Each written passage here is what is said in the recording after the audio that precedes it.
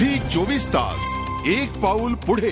प्राध्यापक आणि शिक्षक आपल्या मागण्यांसाठी लढतायत, त्याच्यामध्ये विद्यार्थ्यांचा बळी जातो आहे आणि सरकार नेमकं काय करतंय असा प्रश्न निर्माण व्हावा अशी परिस्थिती निर्माण झालेली आहे। अनिल देशमुख साहेब, ही जी असंवेदनशीलता आहे, आयत्या वेळी सुद्धा कुठलाही निर्णय घ्यायचा नाही। आता तुम्ही बैठकीत गेलेला होता, त्यावेळी त्या ठिकाणी शिक्षण मंत्री होते का या बैठकीला? आजच्या बैठकीला मी मगाशी सांगितल्याप्रमाणे शिक्षण मंत्री नव्हते। खरं तर शिक्षण खात्याचे पालक या नात्याने शिक्षण मंत्र्यांनी या बैठकीला हजर राहणं अपेक्षित होतं, पण मला माहित नाही ते कुठल्या कारणास्तव काही हजर राहिले। आजच्या बैठकीला ते नव्हते। बिलकुल, आजच्या बैठकीलाही ते नव्हते। 12वीच्या परीक्षेवर प्रचंड मोठ्या प्रमाणावर रिस्क घेतली जाते आहे। दीपाली, आपली वेळ संपत आलेली आहे, ह्याविषयी आम्हाला फक्त सांग की हा जो शिक्षण मंत्र्यांची ही जी पद्धत आहे निर्णय घेण्याची किंवा कुठलाही निर्णय न घेण्याची, ही नेमकी काय आहे? का हा प्रश्न नेमका चिघळतोय? अमोल, जर आपण याची पार्श्वभूमी बघितली तर जेव्हा 12वीची परीक्षा सुरू होणार होती त्याआधी खासगी शिक्षण संस्था चालकांचाही बहिष्कार होता। त्यांनी आपली केंद्र देण्यास मनाई केली होती, त्यांच्या काही मागण्या होत्या। त्यावेळी 2 दिवस आधी बैठक झाली आणि त्यांनी बहिष्कार मागे घेतला। म्हणजे 2 दिवसाआधीपर्यंतही विद्यार्थ्यांच्या मनात संभ्रम होता की आमची परीक्षा होणार की नाही, आणि तसे कॉल्सही, तसे हेल्पलाईनवर कॉल्स बोर्डाला जात होते, HSC बोर्डाला जात होते की आमची परीक्षा उद्या होणार आहे की नाही। म्हणजे लास्ट मोमेंट पर्यंत तुम्ही वाट बघत बसता। यांनी सुद्धा 3 महिन्या आधी लेटर दिलं होतं।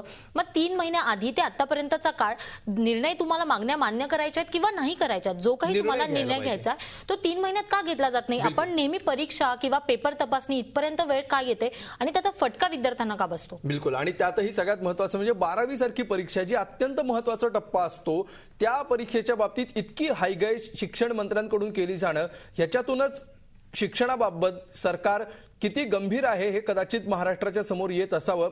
आम्ही अजूनही आवाहन करतो आहोत की तुम्ही या दोन्ही मंत्र्यांना आम्ही आवाहन करतो की तुमची बाजू मांडा, नेमका काय मुद्दा आहे?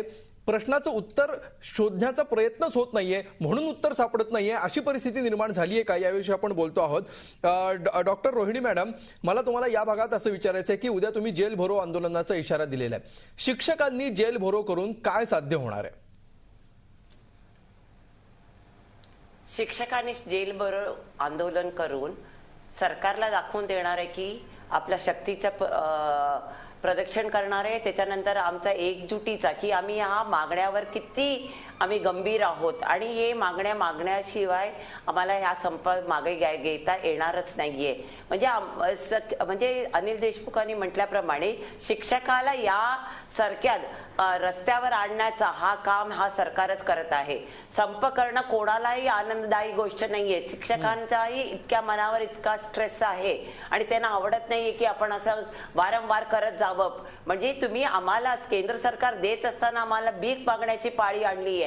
या सरकारने असं केलंय की जे शिक्षण खात्यामध्येच त्यांनी विभाजलेले आहे। आता समाज कल्याण शिक्षणाचा वेगळा मंत्री बघून घेणार आणि त्यांना वेगळा भत्ता आणि वेगळा देतो। फिजिकल एज्युकेशनला खेळ विभागात घातले, त्यांच्या मागण्या देत नाही। आम्ही सगळ्यांना म्हणतो की सगळे शिक्षक एक असताना त्यांना एकसारखे तुम्ही का नाही वागवत आणि त्यांना का वेळेवर पगार देते? एवढा सगळं असून आमचा पगार पण वारंवार उशिरा येतोय, त्याला कोण जबाबदार आहे?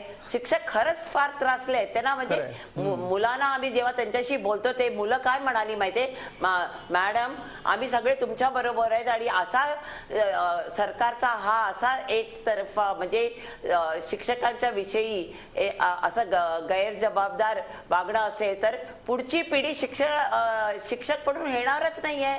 मग तेव्हा ते कुठे जाणार आहे? हा खूप वेगळा मुद्दा आहे, हा खूप वेगळा मुद्दा आहे पुढच्या पिढीचा। मात्र रोहिणी मॅडम, बघा या सगळ्या मुद्दे जोडून बघायला लागतं।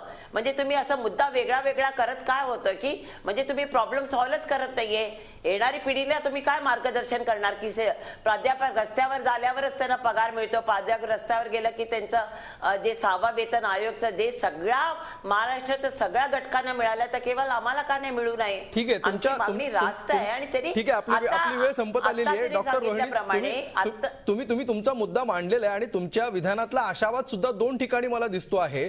तुम्ही असं म्हणता आहात की शिक्षक ज्यावेळी रस्त्यावर उतरतो त्याच वेळी 6वा वेतन आयोग लागू होतो, असं पुढच्या पिढीला संदेश जाणार आहे का? याचा अर्थ तो उतरल्यावर लागू होईल असं तुम्हाला वाटतंय? म्हणजे जे सरकार गेल्या अनेक वर्षांपासून मागण्या मान्य करत नाहीये, जे 3-3 महिने नोटिसा देऊन सुद्धा जे सरकार काहीही बोलत नाहीये. एवढा प्रचंड मोठ्या हजारो लाखो विद्यार्थ्यांच्या प्रॅक्टिकलच्या परीक्षा रखडलेल्या असताना सुद्धा सरकारला काहीही त्याचं वाटत नाहीये. त्या सरकारला जेल भरो आंदोलनामुळे जाग येईल असा जो तुमच्या आशावाद आहे तो मात्र आपल्याला मानायलाच हवा. आपण बघूया सरकार या तुमच्या जेल भरो आंदोलनानंतर तरी पाखळतं का. प्रदीप सावंत, तुम्हाला काय वाटतं की अशा प्रकारे जेल भरो आंदोलन करणं, त्यानंतर दुसऱ्या दिवशी बैठक घेणं आणि किंवा अनिल देशमुख म्हणतात त्याप्रमाणे शिक्षण मंत्रीच उपस्थित न राहणं, शिक्षण मंत्र्यांना काही सोयरसूतक नसणं, किती लांब किती काळ हा वाद ताणला जाऊ शकतो? नाही, अनिल देशमुखांचं म्हटलं तर मी त्यांचं एक स्वागत करतो की त्यांनी आज परीक्षा चालू केलेल्या आहेत 12वीच्या परीक्षा, आणि ते त्यांच्याकडनं एक थोडाफार आशावाद आहे. म्हणजे मुलं त्या स्ट्रेसमध्ये नाही आहेत. पण हा जो संप आहे जो कनिष्ठ महाविद्यालयातल्या शिक्षकांचा, एक पर्टिक्युलर एक संघटना आहे. इतर संघटना त्या संपात त्यांच्या मागण्या देखील त्या सारख्याच आहेत ज्या यांच्या मागण्या आहेत. म्हणजे कसं आहे, त्यांच्या मागण्या चुकीच्या आहेत ह्याचं देखील आमचं म्हणणं नाही आहे. पण तुम्ही जे विद्यार्थ्यांच्या परीक्षा बंद पाडल्यात त्या तुम्ही करू नका. तुम्ही तुमचा लढा आहे जेल भरो नंतर ते चर्चा करणार आहेत. काय चर्चा करणार मला ते जेल भरोचा अर्थच कळत नाही. जेल भरो आहे की स्टंटबाजी आहे. कारण ह्या जेल भरोनी सरकारला असं काय जाग येणार आहे. माननीय आदित्य साहेबांनी जेव्हा जेव्हा विद्यार्थ्यांना गरज पडली त्यावेळी राज्यपालांची भेट घेतली. अगदी 12वीचं टाइम टेबल असो किंवा मागच्या वेळेचं पेपरफुटी प्रकरण असो, जेल भरो ऐवजी काय करायला पाहिजे म्हणजे सरकारला जाग येईल असं त्यांनी सरकारशी बोलणं केलं पाहिजे. आता त्यांची परवा बैठक आहे. पण सरकार तर बोलत नाही. नाही ना, त्यांनी 2 मागण्या केल्या. अनिल देशमुख म्हणतात की शिक्षण मंत्री बैठकीतच येत नाही. नाही, मी काय म्हणतो, त्यांनी 2 मागण्या केल्या आहेत. त्यावर त्यांनी परीक्षा चालू कराव्या. त्यांच्याकडे आहे ना दुसरं शस्त्र. मी सांगतो ना, ते दुसरं शस्त्र त्यांनी ठेवलेलं आहे परीक्षा पेपर चेकिंगचं, ते आहे त्यांच्याकडे. पण निदान हा जो परीक्षा देण्याचा जो आता टेम्पो मुलांचा आहे, तो टेम्पो जर अशी परीक्षा बेमुदत पुढे ढकलली गेली तर त्याचा फार वाईट परिणाम मुलांच्या. अगदी आपली वेळ संपलेली आहे. डॉक्टर रोहिणी, शेवटी फक्त एवढंच सांगा की हा उपाय प्रदीप सावंतांनी सुचवलेला तुम्ही का मान्य करत नाही, की जो तुमच्याही गैरसोयीचा नाहीये आणि विद्यार्थ्यांचं सुद्धा हित पाहणारा ठरू शकतो? गेल्या वर्षी आम्ही हेच असेसमेंट बायकॉट केलं होतं. त्याचा काही फळ आम्हाला मिळालं नाहीये, म्हणून आम्हाला त्याच्यावरचा सगळा विश्वासच गेला आहे. गेल्या वर्षी आम्ही असेसमेंट बॉयकॉटच केलं होतं. काय मिळालं, त्यांनी लेखी स्वरूप देऊन त्यांनी नाही केलं. तर आम्हाला हे स्टंट प्रदर्शन नाहीये. हे नुसतं त्यांना दाखवून द्यायचं की म्हणजे हा जो आमचा प्रश्न किती ज्वलंत आहे आणि आम्हाला त्यांनी काहीतरी द्यायला पाहिजे. गेल्या वर्षी यांनी 50% विद्यार्थ्यांची वाट लावली, यावर्षी ते 100% वाट लावली. आम्ही पालकांना आणि मुलांना सांगतो की तुम्ही तुमची ताकद लावून पालकांनी मुलांना म्हणजे थोडक्यात मुलांना कुठल्याही तरीकेने मीडियाच्या थ्रूनी आता आम्हाला बरं वाटतंय की मीडिया जे आहे, महाराष्ट्राचे जे काय मीडिया आहे ते इलेक्ट्रॉनिक असू दे किंवा आपल्या पेपर असू दे, प्रिंट मीडिया असू दे, सगळे आम्हाला कव्हरेज देते ना. त्याच्यावरून त्यांना कळेल की म्हणजे इतके सगळे त्रासले तर काहीतरी उपाय काढतील. हे तर लोकशाही आहे ना. लोकशाहीमध्ये सगळ्यांना आपलं मत मांडण्याचं आणि आपलं जे खंत आहे ते व्यक्त करण्याचा अधिकार आहे. आम्ही त्याचाच पालन करतोय. बिलकुल. अजून तरी सगळ्यांचं हेच मत आहे. माध्यमातून मी मुलांना आश्वासन देते की त्यासाठी परीक्षा तर वेळेवर झाली पाहिजे. परीक्षा होणार. त्याच्यासाठी पण सरकारने पुढे येऊन आम्हाला सांगू दे ना, आम्ही तुम्हाला मान्य करतो म्हणून. ठीक आहे, तुम्ही एक पाऊल पुढे या, आम्ही एक पाऊल पुढे येतो, अशी सगळ्यांची भूमिका आहे. मात्र पावलं सध्या तरी कोणाचीच पुढे पडताना दिसत नाहीयेत.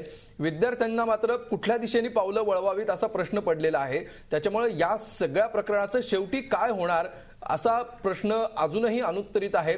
या क्षणाला तरी त्याचं कुठलंही उत्तर मिळताना दिसत नाहीये आणि हा प्रश्न सोडवण्यासाठी सरकार काही पुढाकार घेताना सध्या तरी दिसत नाहीये. कुठलंही ठोस आश्वासन मिळत नाहीये. ठोस नकार सुद्धा सरकारकडून येताना दिसत नाहीये. निदान होकार देऊ नका, नकार तरी द्या. निदान तुमची बाजू स्पष्ट करा, निदान काहीतरी ऍक्शन घ्या, अशीच मागणी सगळ्यांची आहे. त्यामुळे सरकारने भिजत घोंगडं ठेवण्याऐवजी एकदाचा हा प्रश्न सोडवावा, सोक्षमोक्ष लावावा आणि या प्रश्नाभोवती जी हवा साचलेली आहे ती एकदाची मोकळी करावी.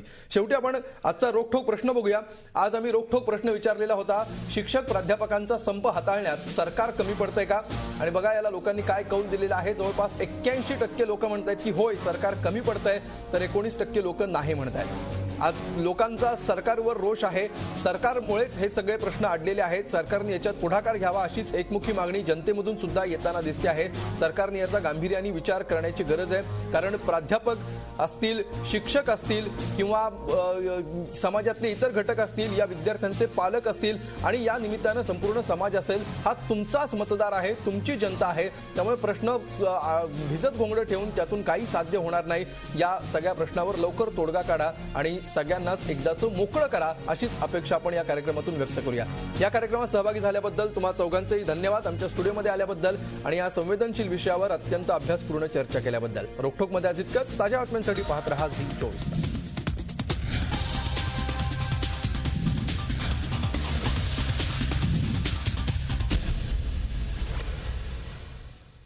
झी 24 तास, एक पाऊल पुढे.